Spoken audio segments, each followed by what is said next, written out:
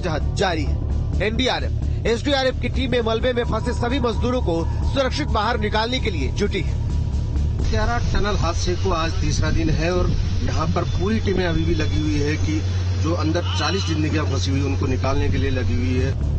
Tunnel में फंसे मजदूरों को निकालने के लिए प्लान बी पर काम शुरू हो चुका है। जिन पाइप का इंतजार किया जा रहा था वो ड्रिल मशीन के साथ यहाँ पहुँच गए।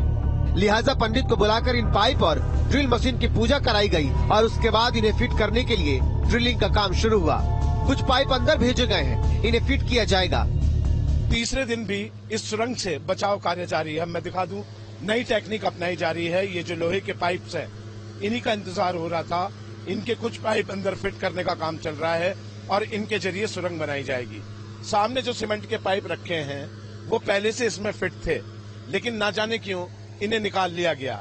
ये इसलिए लगाए गए थे कि अगर ये ऐसा हादसा हो, इनके जरिए ये एक कृत्रिम टनल होती है, इसका एक मेथड होता है, इसके जरिए आदमी निकल के आ जाए अगर मलबा हो। लेकिन ये निकाल दिए गए और उसके बाद ये मलबा गिरा। मान लिया गया था कि काम सही चल रहा है, इसकी जरूरत नहीं पड़ेगी।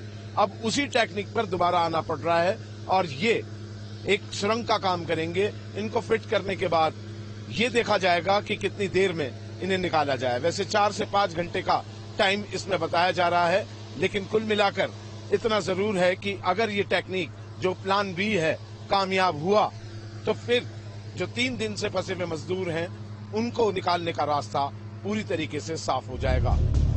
टनल में मजदूरों के साथ साथ उनके सुपरवाइजर जबर सिंह नेगी भी अंदर फंसे हुए हैं। वो लगातार मजदूरों का हौसला बढ़ा रहे हैं। जबर सिंह ने बेटे को कंपनी के अधिकारियों की टेक्निकल टीम के साथ अंदर भेजा और उनकी बात अंदर फंसे पिता जबर सिंह से कराई।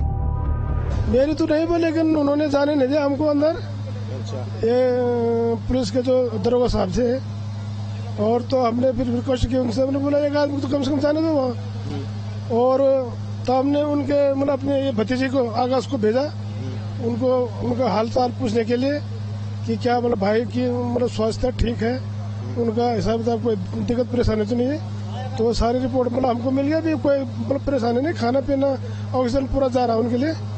और बात हुई आपकी बात, आकाश तुम्हारी बात हुई, आकाश की बात हुई अपने पिता से। आकाश क्या बात हुई आपकी? कुछ नहीं, बस उन्होंने इतना बोला कि सब ठीक है, अंदर हौसला बढ़ा रहे थे वो सबका, और बोला कि हम आ जाएंगे बाहर 1 आध दिन में, कंपनी साथ दे रही है। बाकी यही बोला उन्होंने बस। तुमने आवाज पहचानी पापा की? हाँ जी पहचानी, पापा ने नाम लेके बोला था कि आकाश तू आ गया बेटा। हाँ जी बोला था। तो तुमने कैसे बोला पापा को? हमने बोला कि पापा आप कैसे हो अंदर, ठीक ठाक? पापा ने बोला सब ठीक है, यहाँ पर बढ़िया है, घबराने की कोई बात नहीं है। और मतलब सबका हौसला बढ़ा रहे थे पापा, और बोल रहे थे कि मतलब चिंता वगैरह कोई बात नहीं है, कंपनी साथ है, सब कुछ हो जाएगा। मतलब टनल में फंसे मजदूरों को बाहर निकालने के लिए बचाव कार्य सुरंग को बनाने वाली कंपनी ही कर रही है। उसके सैकड़ों कर्मचारी मलबे को मशीनों से व हाथों से बेलचों के सहारे निकाल रहे हैं। साथ ही जहां से मलबा गिर रहा है उस पैच को सीमेंट का लेप कर मलबे को रोकने की कोशिश की जा रही है। टनल में फंसे मजदूरों से वॉकी टॉकी के जरिए संपर्क किया जा रहा है। इसके साथ ही पाइप के जरिए ऑक्सीजन का भी प्रबंध किया गया है और खाने पीने का सामान मजदूरों तक पहुंचाया जा रहा है। श्रमिकों के पास रोशनी के लिए मसाले भी है। देखिए, एक ड्रेनेज पाइप है, उसके थ्रू ऑक्सीजन की सप्लाई की जा रही है। फूड आइटम्स, ईटेबल्स जैसे चिप्स हो गया, चना हो गया, इस तरह की चीजें, टॉफी, चॉकलेट्स वगैरह, ये पहुंचाई जा रही है। कम्युनिकेशन स्टेब्लिश्ड है। दूसरी साइड जो विक्टिम्स हैं उनसे आवाज उनकी सुनाई दे रही है। मैंने स्वयं आवाज सुनी है और मैं अभी तक की जो जानकारी हमें मिली है ऑफिशियल से, कंपनी ऑफिशियल से भी, वहाँ पे काम कर रहे कम्युनिकेशन वालों से भी, कि अंदर सभी सेफ हैं। अभी मेडिकल की किसी को इस तरह की कोई जरूरत नहीं है, सब स्वस्थ हैं और अच्छा कम्युनिकेशन उनका सेटअप स्टेब्लिश है। वो बाहर ये भी कम्युनिकेट कर रहे हैं कि हमारे घर वालों को बता दीजिएगा, हम सुरक्षित हैं।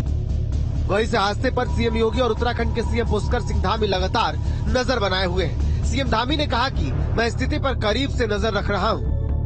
नहीं, भारत सरकार से लगातार बात हो रही है। माननीय प्रधानमंत्री जी स्वयं सारी घटना को नजदीक से देख रहे हैं, जानकारी प्राप्त कर रहे हैं और जहां भी जिनको निर्देश होने हैं वहां से हो चुके हैं। और हमने ये भी कहा है कि चूंकि टनलों का काम हमारे उत्तराखंड में बहुत ज्यादा है, जगह जगह पर टनल बन रही है, इसलिए निकट भविष्य में हम जितनी भी टनल बन रही है उनकी भी सभी की समीक्षा करेंगे। देहरादून सचिवालय से पहुंचे आपदा सचिव ने सिलक्यारा टनल का जायजा लिया।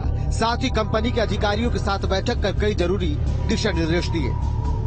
2 पाइप है वहाँ पे, एक पतली पाइप है जिससे हम ऑक्सीजन डाल रहे हैं, दूसरी पाइप है 300 डायामीटर का, वो 300 mm डायामीटर का, उससे हम पानी और खाने की चीजें हम भेज रहे हैं। उसी के थ्रू वॉकी टॉकी वगैरह भेजा गया और उनसे वार्ता हुई है।